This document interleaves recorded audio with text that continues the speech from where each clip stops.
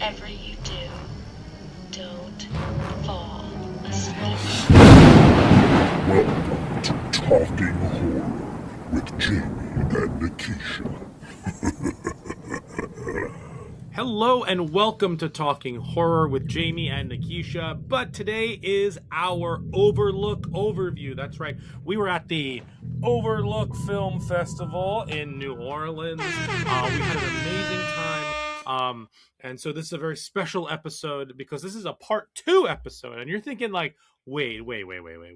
Part 2? Like, you didn't even post a part 1. How am I going to get into part 2? Well, that's because you need to go to our guests podcast, Horror Hour with the Hannas, Horror Anna with the Horrors, Horror Hour with the Hannas. All the description information that you need is in the description. But here we have Matt and Hanna from Horror with the Hannas. Welcome to Talking Horror. Hello! We are excited to be back. Sad that your co-hosts are not here to chat with us. We will miss them, but really excited to talk about part 2 of the festival. Yes. I'm pumped. So we were in New Orleans for the Overlook Film Festival. This was the 9th of the month of April until the 12th. We are recording on the 13th of April, so this is all fresh in our mind. We covered the first 2 days of the festival on the other podcast. In part 1, we talked about movies like Obsession. We talked about movies like Exit 8, Goody Goody, Never After Dark, Marama, Leviticus. And you can hear Hanna and Matt's rankings and all of that over there. We did some superlatives. And then at the end of this one, I'll do my rankings. But so on this episode, we are going to talk about our Saturday and Sunday at the festival, where our schedules diverged a little bit. So we're going to be talking about a lot of movies. This is also a spoiler-free episode, so we will not be spoiling any of these movies. If they have a release date, we'll let you know when. We'll do a little one sentence overview of what the movie is about, but you don't have to worry about any of these movies being spoiled for you. And before we begin, I know you've been on this Pro Brahms podcast before. Just tell the listeners a little bit about your podcast and where we can find you all. Sure, we're Horror Hour with the Hannas. My name's Matt Hanna. Her first name's Hanna, and we're married, so that's where the name comes from. And you can find us any podcast with that name. We have a very attention-seeking cat that is trying to derail us right now. So yeah, he really wants to be part of the show. Yes. So if you're catching this on video, you'll see this. You'll see a black cat. Fluff ball. So sorry about that. We started this because I've said many times that I think we're like film people first and horror film people second.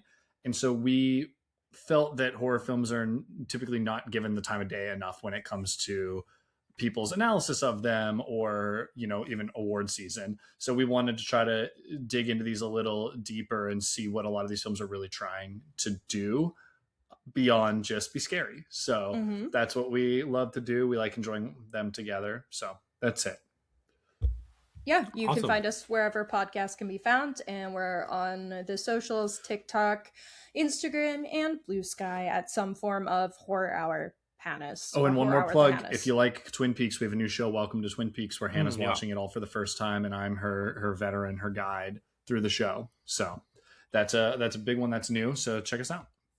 And all of those links will be in this description of this episode. Thank you. Of course. And you can follow us at Talk Horror Pod. You can find us wherever you get podcasts. Hi, YouTube, as well as Spotify and Apple Podcasts.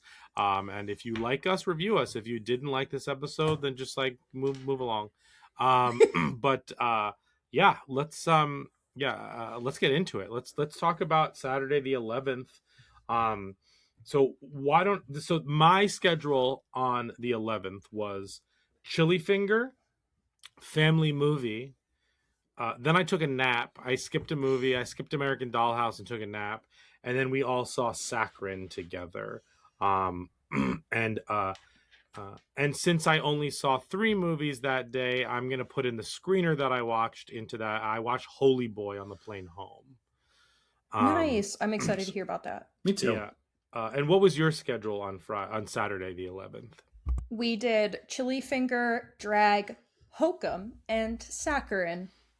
And Awesome. then we went out and were drinking till 3 a.m. with you instead of eating dinner.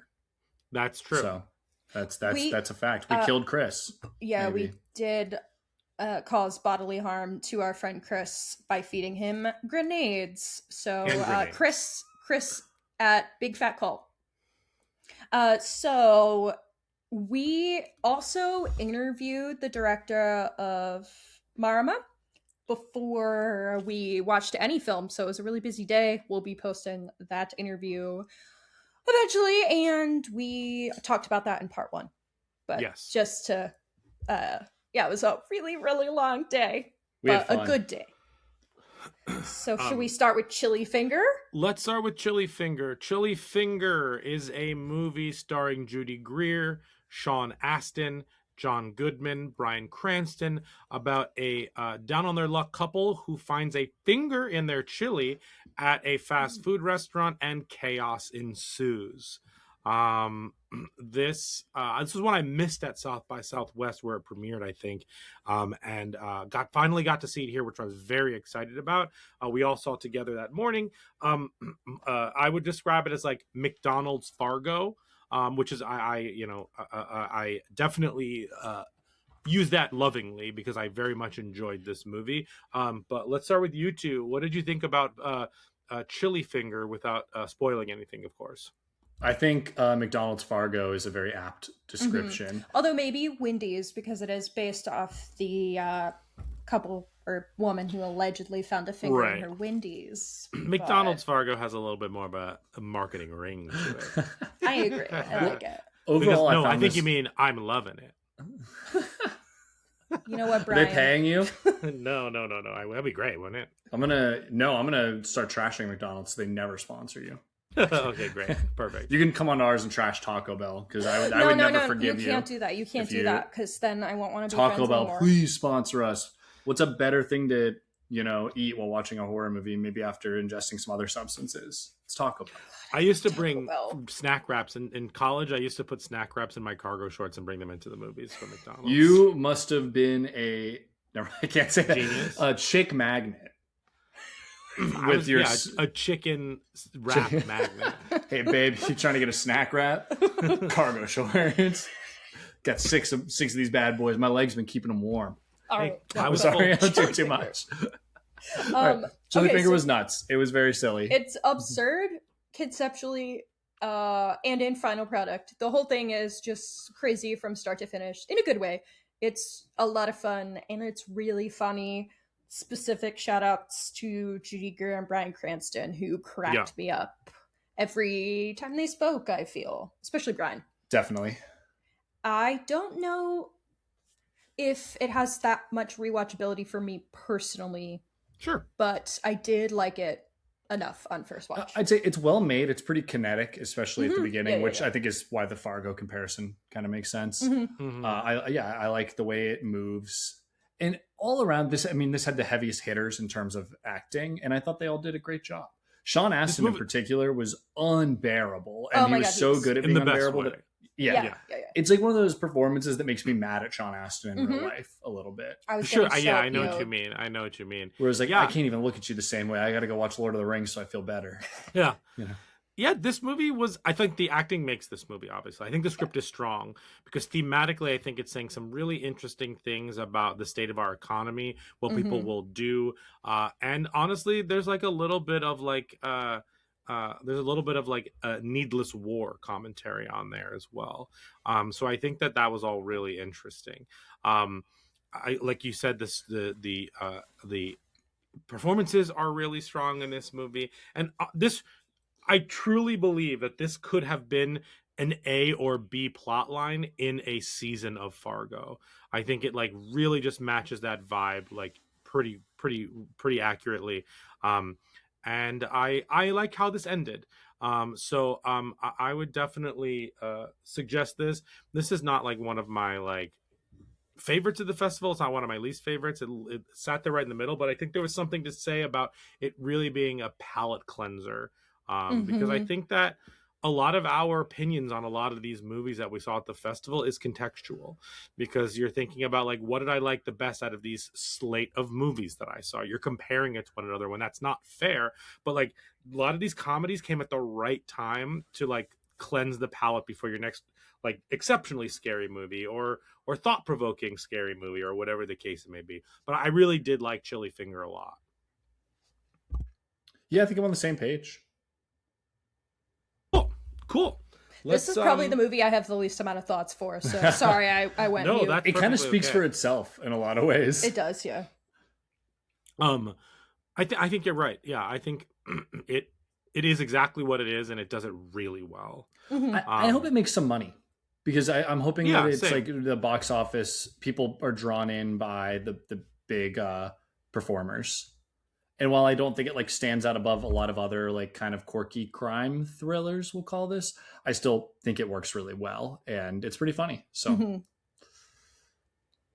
Yes. So my next movie was Family Movie, and your next movie was Drag. Cool. Let's talk about Drag. I had seen Drag at South by Southwest. I am fascinated to hear your thoughts on it. And just for those of you who are interested in what it is, Drag is about two sisters who decide to rob a house. When one of their back goes out, chaos ensues.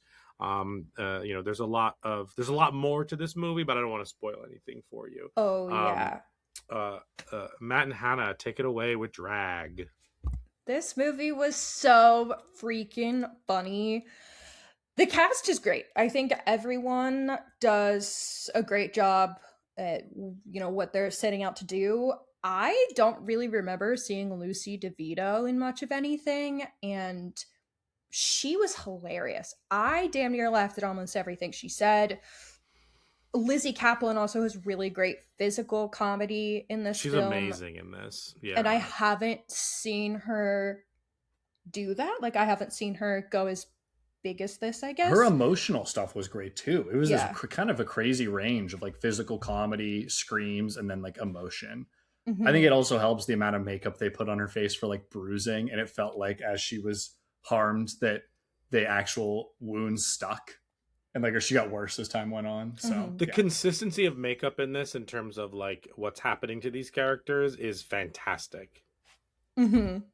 Yeah, I agree. And then I think like as she gets more physically messed up, she's like emotionally healing. Like I feel like there's kind of an inverse there Yes. a bit Yeah, yeah, throughout yeah. the story, which is really interesting. Sure.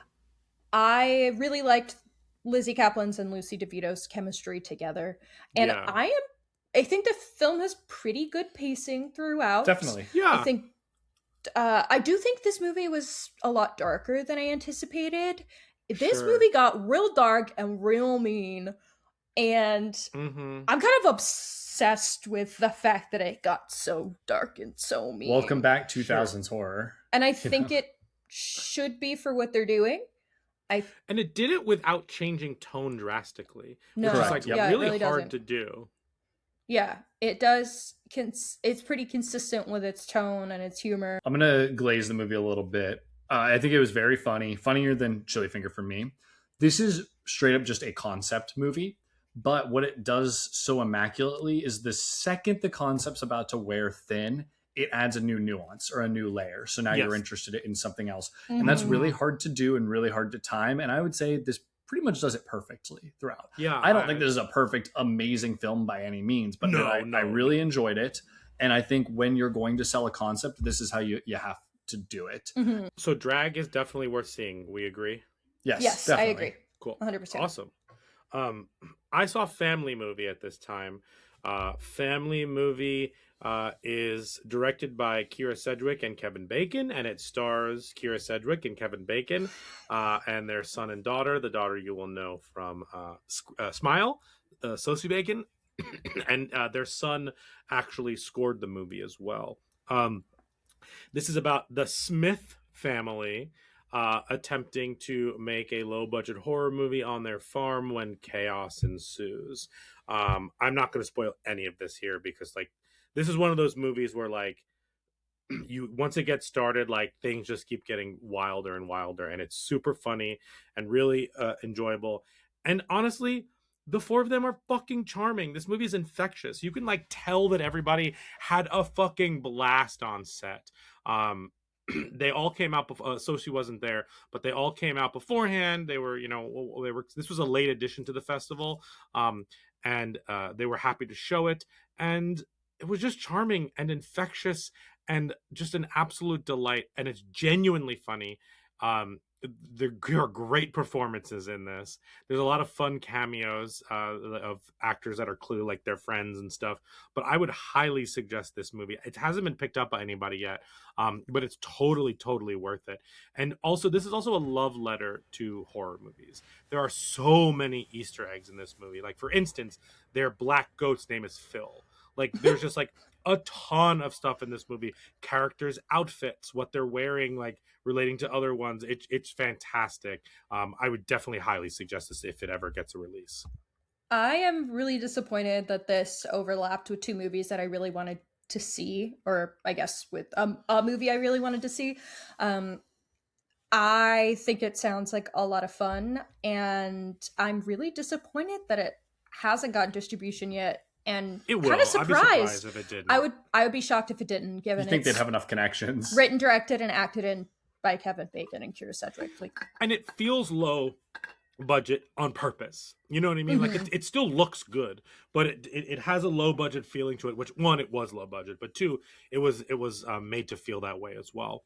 Family movie would definitely be a suggestion I would have for people. And again, a great horror comedy palate cleanser. Awesome. All right, next up, I saw Holy Boy. Quotations. But what did you all see at this 11 o'clock? This was your Hokum? Yeah, we saw Hokum. All right, this is let Hokum. me go first. Sure. Okay.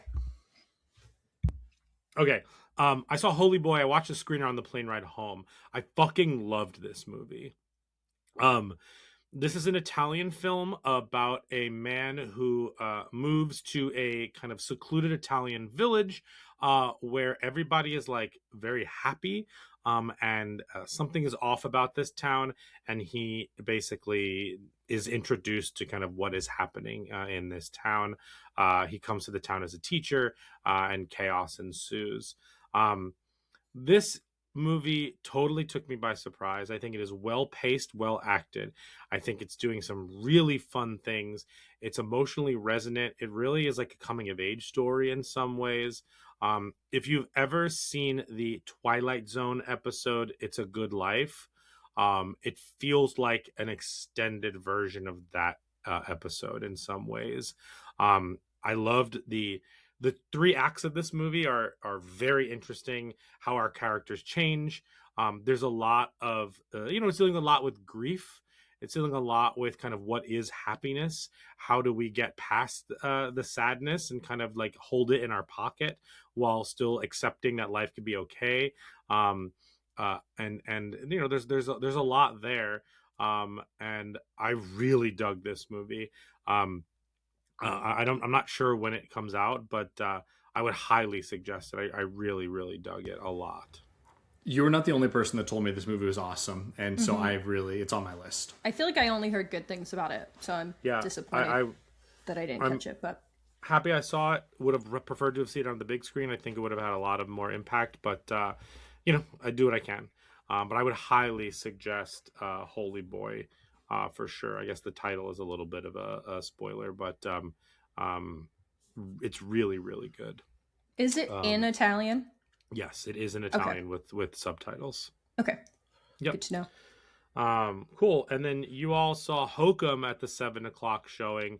I skipped this one because I was going to see American Dollhouse and then decided to take a nap, which I'm very happy I did. And so I had seen Hokum initially at South by Southwest. So this was I'm going to talk about Hokum with you, even though I saw it on Sunday. So when we get to that, we'll just talk about your movie. This was my second time seeing Hokum. And for those of you who don't know, Hokum is the new Damien McCarthy movie. He directed Oddity and Caveat.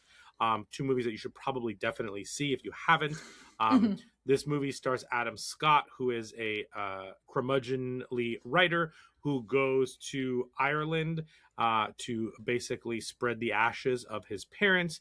And he stays at a haunted Irish hotel. Chaos ensues. I literally don't want to fucking tell you anything else about this movie. That is the setup. That is the first 10 minutes of the movie, basically. Yes. Here's what I'll tell you. The movie's awesome. The movie is great. And I will say, this was my second viewing of it, and I liked it so much more than the first time I watched it, because once you get the scares out of the way and you allow yourself to absorb the narrative and the characters a little bit more, this movie fucks. Yeah. You know, I couldn't put it better myself. Yeah. I'll say this is the one I'm most looking forward to rewatching. This was my favorite of the fest. And I had a feeling beforehand, I said to you, I was like, I think this is going to be my favorite. And so I went in with like very, very high expectations, and I'd say that they were met. Mm-hmm. I really enjoyed this. I would say this Damien McCarthy guy's no joke. All right. No, This wasn't no his joke. first two are not flukes. This dude's the real deal. And definitely was one of the scariest I saw. Yeah. So I definitely loved this movie. I don't think it's as scary as Oddity, perhaps, but it is genuinely scary. I hid so often, like at least 5 times, like partially behind my hand. I legitimately high-pitched screamed out loud at least twice. I think that this movie might have the narrative that I enjoy the most of all of Damien McCarthy's films. It feels like the most complete from I A to agree Z with to me, that. and thematically, I think it's the richest. this of is his 3. tightest film of the 3, I would say. I agree. Yeah, and his most accessible. Definitely. Mhm. And what I like about this movie is what I like about his 3 movies, and this is why I suggest you watch all of them in a row, is that he's growing and learning as a horror filmmaker, and you can see them both in the script and in his execution of the script, in the editing, in the sound design, and all of that. And I just think that is just like really cool to see especially when you're following a director in a genre that you love. And his ability to create folk horror vibes is pretty much unmatched by anybody right now. Yeah, I'd say agree. that's a fair thing to say. I agree. There was, maybe I'll be a little hyperbolic. There's some really good jump scares that'll get you, but there was a non-jump scare in this movie that gave me a new sensation of just straight nausea, not like body horror, just like fear coursing through my body to the point of I was like, I feel sick. or it was either that or the Cutwater espresso martini. I don't know, but Interesting. yeah, it could be Yeah. one or the other. That was our second espresso martini of the fest. Yes. We were tired, guys. And Cutwater, please sponsor us. Please sponsor Talking Horror. They make some good Yes. stuff. All right. We really did. I think this film has a really great like inciting incident, which obviously Sure. we're not gonna spoil, but I do think it's set up really, really well. You know why this character is here, why they're reacting the way that they are, why they care about XYZ or don't care about things. Mm-hmm. And You lose it. it's tough to talk about without spoiling it, because I feel like everything that I love the most about this is probably a After the inciting spoiler, incident. is The inciting after incident the happens thing. early. Something shocking happens. That was what we'll say. Oh All of my us God, will be yeah. doing full episodes. Yes, on 100%. May fir- It opens in like 2 weeks, so May 1st. I think I might have to go see it again. I think I'm going to see it again. I think I want to because take loved somebody it. who hasn't seen it to come see it with us. Oh yeah. And just like ruin their day. Yes, I'm 100%. going to an early screening of it next week. Through Blade Disgusting did like a free ticket giveaway. Yeah. For Oh, I Philadelphia. saw I've that. seen I saw those. that. Yeah. I'm excited to see it again. This really, I really enjoyed it. The more I sit with it, like I'm 2 days out now from seeing it a second time. This one really resonated. I thought this was very good the first time I saw it. The second time I saw it, I thought this is excellent. The second viewing, like I picked up a lot of shit that I just like did not. I couldn't pick up the first time because there's so much happening. I just feel like everything in this movie has a purpose. There's a reason why it's there. Yeah. Do you agree with us more, Brian? I like- it's Yes. pithy. Was that the word? Yeah, I know. I definitely do. Oh, you when we got were me talking good, about it- dude. You were like, it's not as pithy as you think, and I was like, oh, okay. No, All right. I think it is. I do think it is now that we now that I've like sat with it for a couple days for sure. I think that most of the fat has been cut off of this movie, and it's all pretty. It's either serving the narrative or like just making you scared. Hey, Exactly. all right, I can be smart also sometimes. funny. I'll take that. It's It also is funny. Yeah. Adam Scott is, I think, really good casting here. I love his journey to becoming a horror actor. I think he has a great character arc in this, but I think he's great because he is able to really play out those moments of levity, like give Sure. you a second to breathe while also being a good dramatic actor. And if He's I good had at a being an nickel- asshole. If I Sorry, had a go ahead. nickel, if I had a nickel for every time he was in an elevator, I have a lot of nickels. A lot of nickels. I was saying, is just very good at being an asshole, but because it's Adam Scott, we kind of are endeared to him already. It's a good person to cast for that reason. Mm-hmm. Kind of similar to casting Adam Sandler in what's it called, Uncut Uncut Gems, Gems. to like use our ideas of him already against us. Which movie? Uncut Gems? Uncut Gems. All right, so that's Hokum. Go see Hokum. Please go see Hokum. Mm-hmm. More than Um, any of these, go poop your yeah. pants in a theater. You just might. Bring a camera change. extra Change pair of underwear. I had to Um, pee, and by the end, I was like, "Oh no, I could tinkle my pants." Like They were it's- leather seats, Hannah. it Or coulda not leather, happened. excuse me. They were fabric seats. That would have been terrible had I done it. I They didn't. just but throw those away. So before we drank ourselves into the ground in New Orleans that evening with hand grenades, and then ate hot dogs on Frenchman Street, we saw Saccharine, which is Natalie Erica James's new horror movie. You might have seen Relic that she directed a couple years ago. She also directed Apartment 7A, which was the Rosemary's Baby prequel. And I was very excited for this one because I think she's a fabulous director, and I think Relic is a spectacular movie. This was actually my most anticipated for the entire festival. For those of you who don't know, Saccharine is about a woman who starts taking these diet pills that are made up of human ash, and when the ash starts to haunt her, chaos ensues. That's all I knew going into the movie, and people came up to me and said like that they didn't really like this movie, wasn't for them, and then we kind of went in like a little bummed that we were about to be disappointed, and correct me if I'm wrong, like we all really enjoyed this movie a lot. You are Yes. correct. And I know all of us, I think we had a very similar experience of all being like, all right, it's not going to be good. And then everything was just up from that point. I'm so glad we Yeah. saw this because I do think there was a moment of like maybe we won't bother if we're tired or want to go out, and then we were all like, you know what, I'm gonna lock in. And I'm glad we locked in and made the time for this because I had a lot of fun with it. It was weirdly fun. And I don't think was it really should have fun. been. It like felt like conceptually it shouldn't be fun. And yet I liked the approach they took. Yeah. I think I really like the idea of disordered eating as possession and how those kinds of thoughts become all consuming and possess you. Literally all consuming. Yes. Hey, And, you know, along with that theming, I think it allows for a lot of really cool body horror moments in this movie. There's a Yeah. couple, there's some moments that were real gross that I like hid behind Mhm. my hands or did not want to look at. My one thing I think the film is obviously very anti-fat phobia in its messaging, but then sometimes in its character design of larger bodies, it almost feels fat phobic because the prosthetics don't always look as great, Mm-hmm. which is I don't know how to feel about that, quite Yeah. frankly. I agree with that sentiment. That's it. I think it's like a valid complaint, but it's also like you kind of have to just look past it.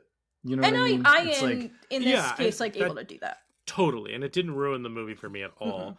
I thought the pacing of this, some people said it was slow. I thought it was intentional, and I liked that. I thought that the performance in this were really good. Mhm. There are some really scary moments in this movie, but overall, I wouldn't call this like a very scary movie from a like horror perspective. It's a very scary movie from like a social perspective. Yeah. And this is a movie I'll be excited to watch again. I think. there's a lot kind of happens in this movie, but the great thing about this movie is it's about one thing. And they're feeding into, pun intended, they're feeding into that one thing from different angles. That's how I felt. I'm not comparing this movie to Sinners, but that's how I felt about Sinners, where like Sinners is about one thing. It's about freedom, but every person experiences that in a very different way, and there are a ton of subplots in this movie, but it all feeds into that one theme, so it feels cohesive. That's how I felt about this. There's a lot of things happening emotionally from different characters, mostly to and about the main character, but it's always about the same thing. And I'm not going to spoil what it's about because I want you to kind of like have your own decision about it. But thematically, I just dug this movie. And I think I'm a little biased because I really like the director? Yes, I do. I'm not going to pretend not. But it's a great Australian horror film, and we, as we've mentioned on this and the previous podcast that you listened to, Australian horror was a big hit at this festival, and it has been over the past couple of years. And this was another banger that I really enjoyed. One more selling point for the audience out there: I really loved having a smart protagonist that problem solves and tries to. Like, and to see her process of, like, she was a doctor or a medical student who's actually using science and like conducting her own research into what's happening to her. That was just really a very fun new angle that I hadn't seen, and feels more relatable. I also did want to add, obviously 2 years ago we got The Substance, which I do think people will end up comparing this to a lot, and I think it does do a good job separating itself from The Substance. While they might have like some thematic overlap, they're quite different as well. Yeah, this is really a combination of The Substance and another horror movie that I'm not going to mention here because that will be a spoiler. But I would definitely this comes out May 22nd, I believe. So I definitely want to do a full episode on this one because I think this would be a great talking horror specifically for Jamie and Nikisha to talk through. Oh, yeah.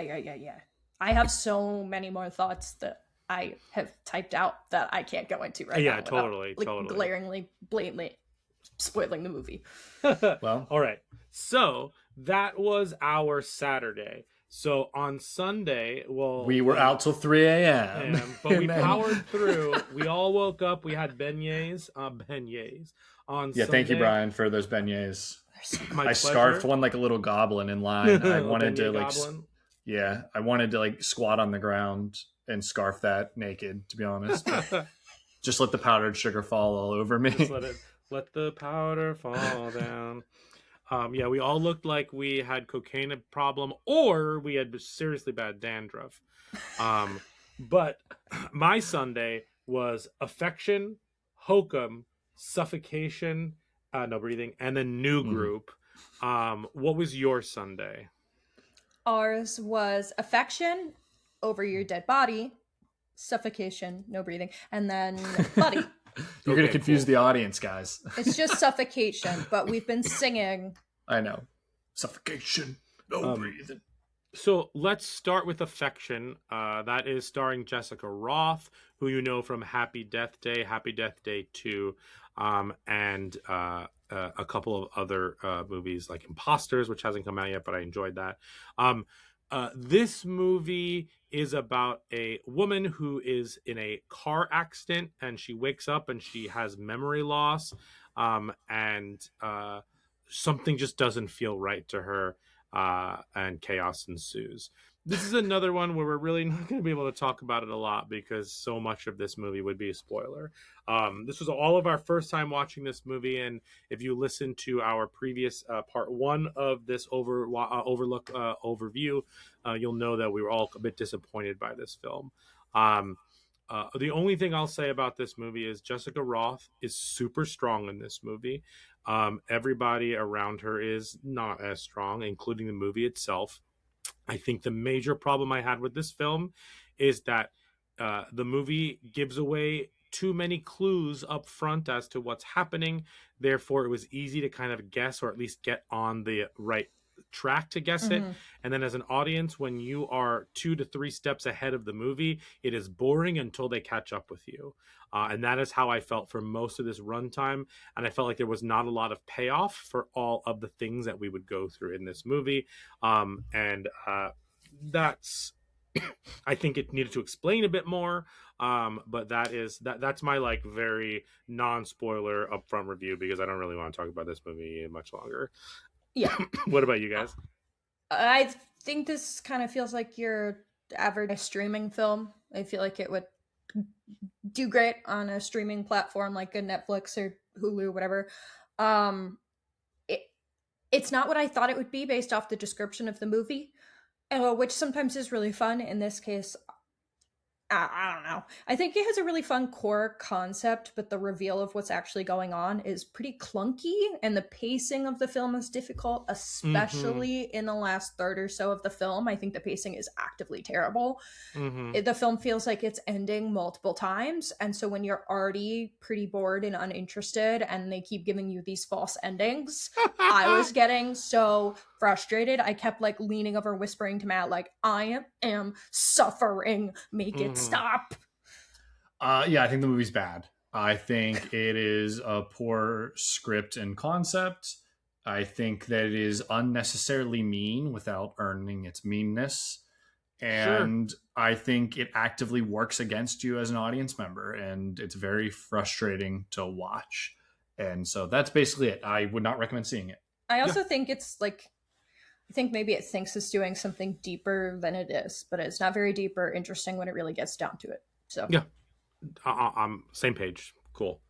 All right. Next up, I saw Hokum, but so we talked about that already, and you saw Over Your Dead Body, which I had seen previously at South by Southwest. For those of you who don't know, Over Your Dead Body is a remake, but it is directed by Jorma Taccone, who you might know from Lonely Island. This movie stars Samara Weaving as well as Jason Segel. It's about a couple who go away on a trip together, and each one is planning to kill the other one secretly. That is literally the first 5 minutes, and then this movie gets buck wild. Chaos ensues. If you've watched the trailer, you'll know that there are other people in this movie. If you haven't, I'm not going to tell you anything about that because this movie keeps going up. But what are your two thoughts on this movie?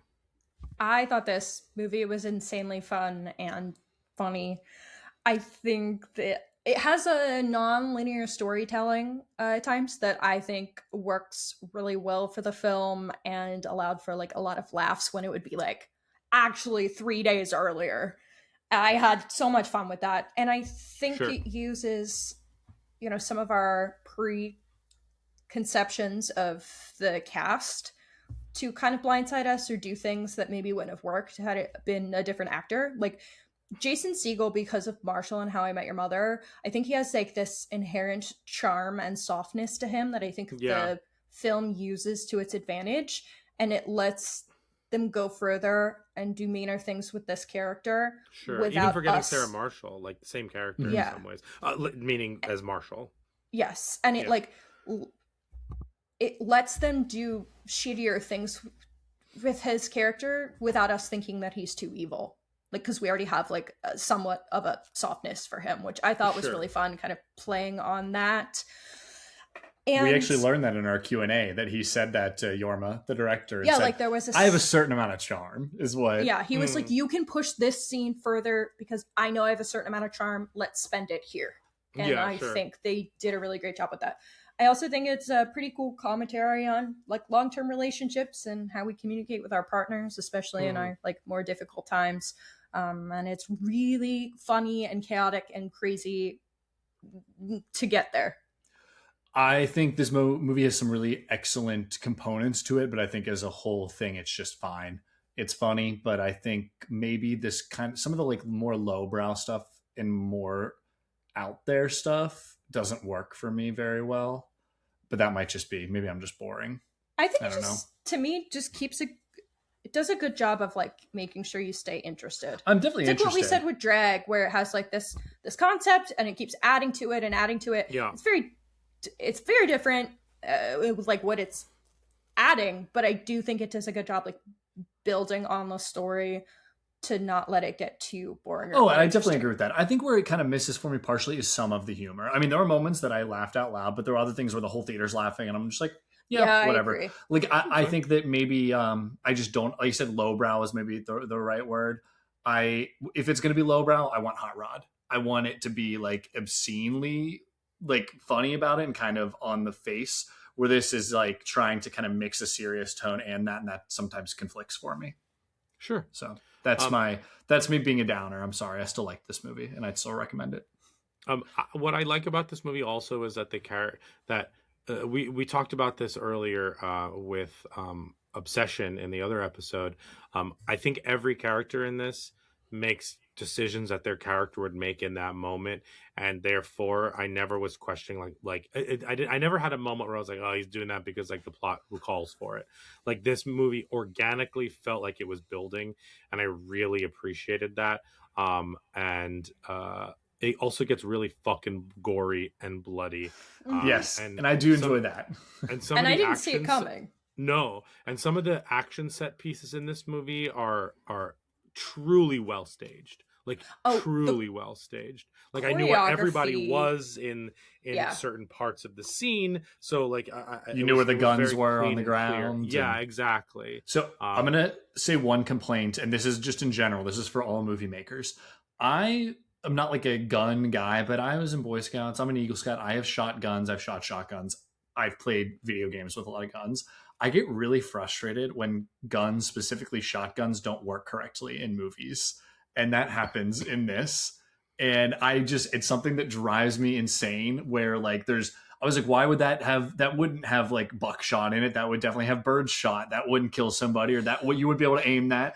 And I get really anal about it. And I just want all filmmakers to stop using shotguns incorrectly. Things that bother them during horror movies. Have you considered it's specifically shotguns? Why are like birdshot is not going to kill somebody? Probably. No, it's fine. So. We don't. Yeah, you don't have to explain it to us. Have you considered though that it's a movie? So yes, but like 100%. But the shotgun thing is crazy. Nope. Do you know what birdshot is? You've obviously know what birdshot is. We're good. Pellets. We can go. We can move on. So we all liked Over Your Dead Body. Yes, I liked it. Some of us just liked it more than others. Yeah. I would actually put this on my best horror remakes list. Hell yeah. Ooh, I haven't seen the original, so I don't know how it functions, I guess, as a remake, but I had a lot of fun with it, so. Yeah. Cool. All right, next we all saw Suffocation. No breathing. Suffocation is a Japanese horror movie. This movie is about a swim team that when a curse is put on them from the high school pool, chaos ensues. Every time you say chaos ensues, Matt laughs louder and louder. But also just the pool puts a curse on them. It's so funny. This movie is actually done in a faux one shot, if you will. It's about 96 and it has no reason doing it. Sorry. Right. Basically, my thoughts on this movie is the scares are really good. The walking in between the scares, because you're not editing, is not good. So it gets boring, and then it gets exciting, and then it gets boring again, and then it gets exciting. And I think that the reveal of what's happening happens way too late in the movie. By that point, I've already either figured it out or don't care anymore. So I did not enjoy this movie. I think a re-edited version of this movie would be awesome, because as I mentioned, the kills in this movie are great, and all the scenes surrounding those are very good as well. I thought this movie started off strong, like the first 10-15 minutes is great, and then it just kind of it goes up and down from there for me. But I probably wouldn't suggest this to somebody. I was also fucking tired when I saw this movie, so I wonder if there's a world in which I'm very awake watching it that I might enjoy it a little bit more. But in terms of like one shot horror movies, I'm gonna watch Mads over this. Like there are other horror movies that are much better and justified in doing this than this one. I agree. I'm just gonna read my Letterboxd review and then be done with this movie, because I didn't love it either. Sure. I think this film is both delightfully scary in some moments, like you mentioned, but also drags significantly. Far too many shots of characters just walking. Mm-hmm. The film is a faux oneer, but it doesn't seem to justify the use of a one-shot style throughout its entire runtime. The space is not well established, so I struggle to identify where characters were going and if I should be more or less worried for their safety, depending on where they went. Big facts on that last part. That's very true. Yeah, I actually think that's something you and I both said coming out. Where it's so like I have no idea where I am. frustrating. It's a frustrating watch. I argue I was also tired, but I think the movie made me tired because if you have a faux oneer that doesn't need to be, editing helps keep your attention. If you do this oneer, my eyes just start glazing over when things aren't moving and being dynamic because the movie's not dynamic at all. I would also argue that this movie, argue with you, not against you, that this movie choreographs some of the oneer stuff where it's more casual poorly. Like, I feel like when they're walking, if there had been better choreography of like, okay, you need to be here and you need to be looking this way because then that brings our attention this way. Like the actual like shot composition of a lot of those like walking moments is boring, and outside of their conversations, like I think that adds to that fatigue. Definitely. It felt very amateurish. It felt like a student film. Sure, that's that fair. Like wanted to try an experimental thing, and it's like I think it's the faux oneer is over. We don't need to do it anymore unless you have a really good reason for doing it. Yeah, totally fair. That's where I'm at with it. Yeah, no one's ever going to do it as good as Birdman, or I mean, And people don't even like Birdman, but I awesome. but or even like 1917, like The Revenant was dumb and it was a oneer. Was it? Yeah, The Revenant's not a dumb oneer. Oh, just the beginning, right? I don't know. Wait, I'm feeling Revenant with crazy. Leonardo DiCaprio is not a oneer. I don't know what you're talking about. Am I just remembering the beginning of it? There might be a oneer at the very beginning. quite Sorry, frankly don't listen to me. We I'm haven't sleepy. seen that movie. I saw it once. I didn't in like it. A decade. So. Yeah, there are better Warner movies that justify it for sure. But that was Suffocation, no breathing. And then, just to be clear, the movie is named Suffocation. No breathing. Next up was each of our last movie of the festival, and we both saw fucking crazy batshit movies. We did. Let me start with New Group because I'm the only one who saw it, and since I saw Buddy, we could like have a nicer conversation about that one. I saw New Group. New Group is a fucking wild horror movie. New Group, I don't even know how to fucking explain this. New Group is a Japanese horror movie about a town where students start to create a human pyramid, and nobody knows why, and chaos ensues. Wait, this sounds great. This is going right on my list. This is not what I thought this movie was about. It is a allegory for like the state of the world. It is an allegory for being a follower versus an individual, especially in a high school setting. It is a buck wild black horror movie. It is fucking funny. It is moving. It is scary. The whole audience was so into it. Blew our fucking mind. It's 86 minutes of pure craziness. And I enjoyed the fuck out of it. I was shocked at how much I really liked this movie. This movie, I'm not spoiling anything. This movie goes crazier than you actually think it's gonna go. Like, it's nuts. Like, it's and there are some scenes in this movie that reminded me of recent scenes that scared me, and like the whole movie is those recent scenes. Like, I love that. I gotta see this one. This movie is awesome. I loved this movie. It's wild. It's a truly, I sometimes will use the word wild to explain. This one is insane and wild. Like, truly not what you expected. I actually actively loved this movie. And this was my last one of the festival. And boy, oh boy, did I end this festival on something pretty fucking wild. And that really kind of like, I don't know. I'm so happy I ended this festival on something I really liked, and that made me think and made me feel differently than everything I had seen in the 4 days previous. What a perfect ending to my festival. But I want to hear about the ending of your festival, because you saw Buddy, which is by the same person who did Too Many Cooks. Buddy is basically about a children's TV show that when the main character Buddy gets a little bit homicidal, chaos ensues. Obviously, like, that is like, it's like fucking Barney meets any slasher you've ever seen. It's nuts. I saw it at South by Southwest. That was my last movie at South by Southwest, actually. So what did you think of Buddy? Because I know that you were both differently excited about it. This was the absolute perfect film to end on, because I was like, I just like, don't know if I can do another movie. And the second this thing began, I was like, nope, locked in. This is so up my alley, Cool. so up my sense of humor. I enjoyed it. It made me laugh. I was laughing more than I think a lot of people in the theater, especially at like just like very silly plays on the whole Barney trope. And anytime that they like play on my feelings about that, it gets me so good. This like mix of horror with the mundane silliness of the show. I mean, every time the credits rolled, I was giggling. Oh my god, it was so good. Because the way it's formatted alone is so funny, because the first third half is just like episodes of the children's show that are getting progressively crazier. And so each time the episode ends, it does like the closing song, the and the equivalent credits. of the Barney I Love You song.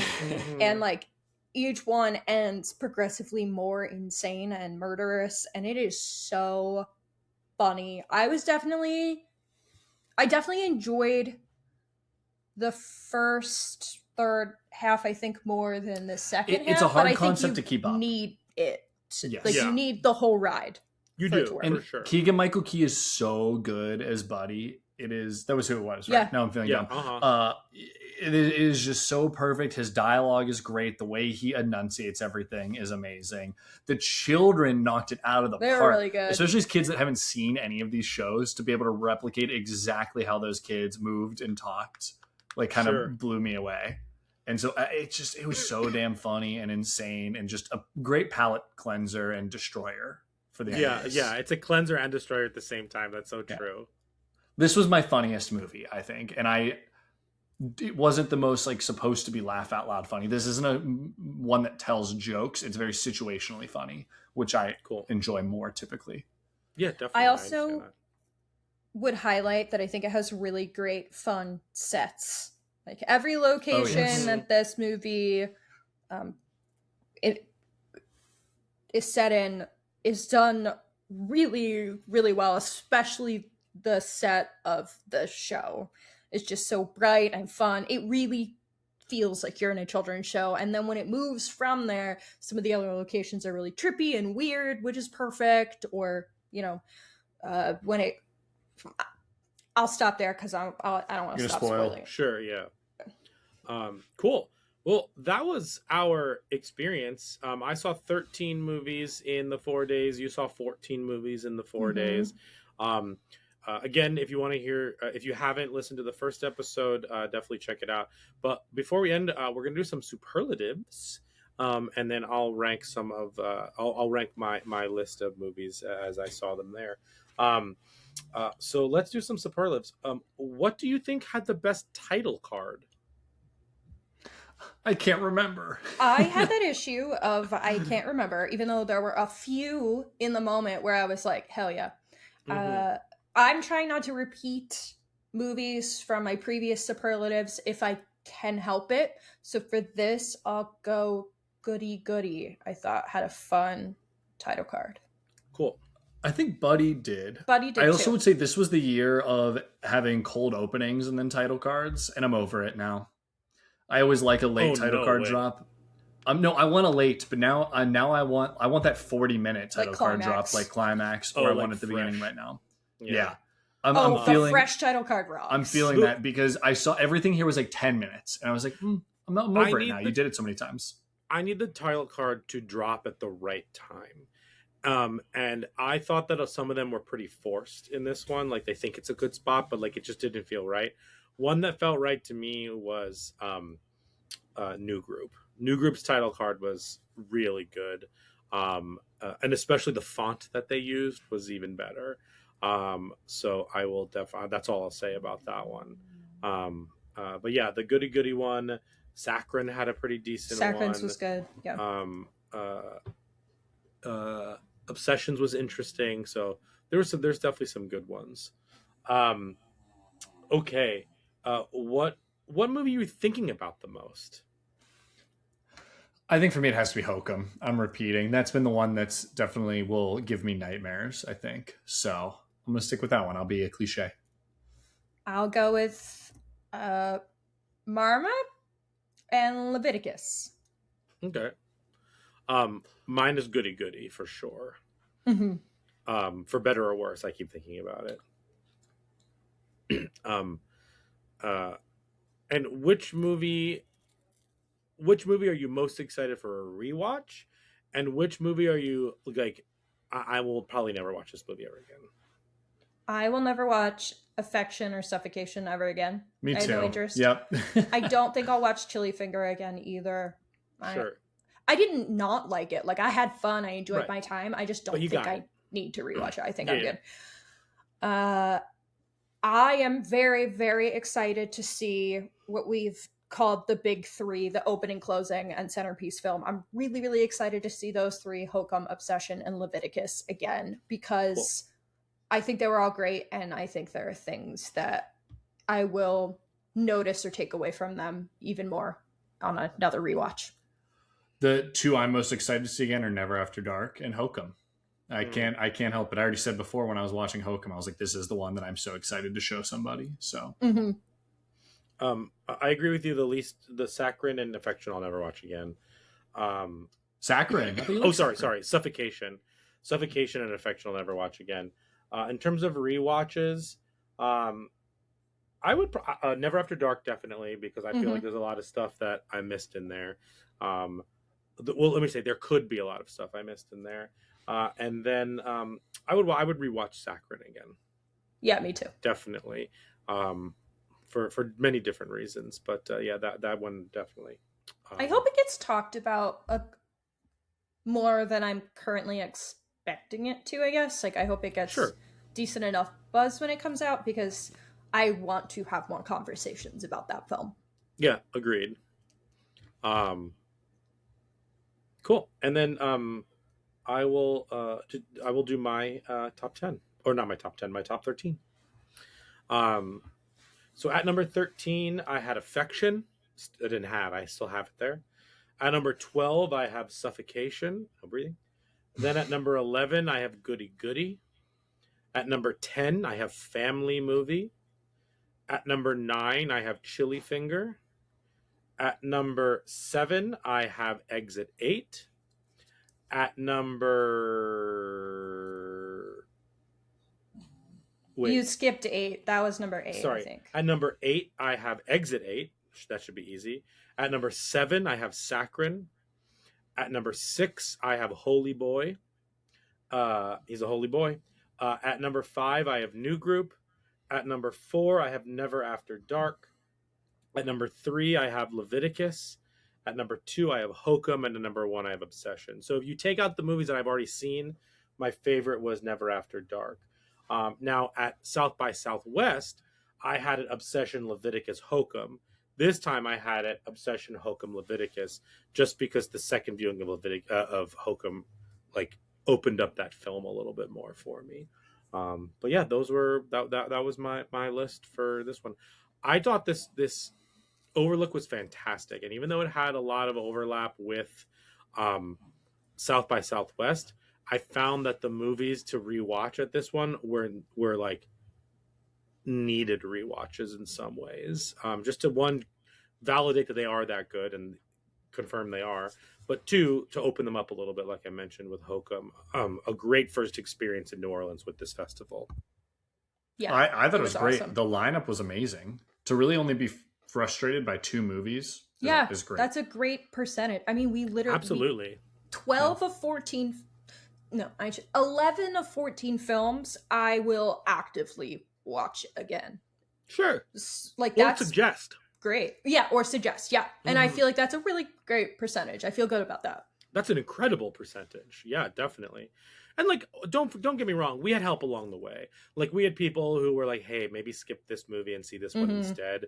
And that was very helpful. But still, like, again, we walked into Saccharine thinking that it wasn't going to be as good as it actually was, and like we were pleasantly surprised by it. So that was a lot of fun, and it was a lot of fun hanging out with you two as well and talking about the movies off camera and stuff. So agreed, we had a lot. That of was fun. a good time. Yeah, we all need an extra day in New Orleans together next year. Is what I think, well, though. Next year we should get in like Wednesday morning so that we could like hang out Wednesday night and then get ready for Thursday. Just ruin ourselves for Thursday. That's what I exactly. said to Matt, is like, after I'm tired, like I would have a later flight Monday morning, afternoon, but like I don't want to do anything Monday besides sleep and then go home. Right. That's fair. But beforehand, I feel like would be a great time to do more things, explore more, since I don't think we allowed ourselves enough time to like explore the city or anything. No, but we also benefited from the fact that we've all been to New Orleans before, like for personal trips and stuff. So at least like we weren't in a city that like we had never seen before and like felt this like weird urge like keep seeing it. Like that's how I felt at South by Southwest. I've been to Austin many times, so I did not feel the need that I need to sightsee or anything like that. But any of these upcoming festivals, like in other cities that I've never been to, I would definitely be like, well, maybe I should go and see X, Y, and Z. But we had a great time. Plus, everything was 90% centrally located, so that was nice.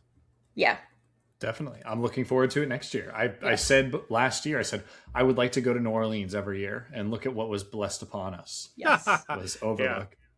That brings us to the end of our episode. Thank you so much for joining us here. Again, you can follow Horror Hour with the Hannas wherever you get your podcasts, as well as on social media. Some version of Horror Hour with the Hannas on those social medias. It's Blue Sky, it is TikTok, it is Instagram. You can find them on YouTube as well.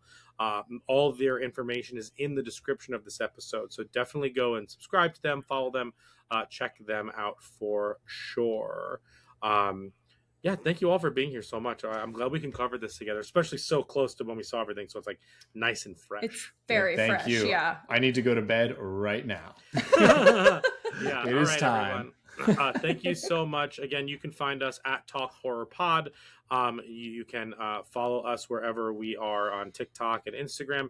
And then, of course, wherever you're listening to podcasts, whether that's YouTube, hi YouTube, you can also find us on Spotify, Apple Podcasts. Rate and review us there. 5 stars, please. And thank you. That's our episode.